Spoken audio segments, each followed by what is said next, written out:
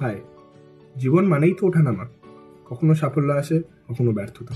কখনো ভাবি আমরা জিতে গেছি, কখনো এসে দেখতে হয় আমাদের হারের মুখ। এভাবেই তো চলে জীবন। ব্যর্থতায় কি হেরে যাওয়া?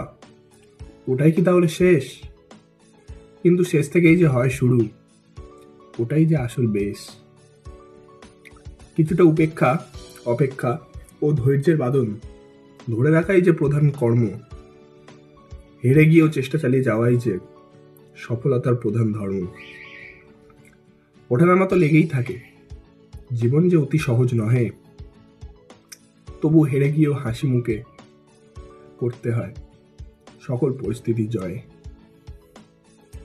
একটা হার কখনোই ঠিক করে না কারো জীবনের ভাগ্য। লড়াই থামিও না জয় অবধি, তবেই তো লেখা যাবে নিজের হাতে নিজেরই ভাগ্য।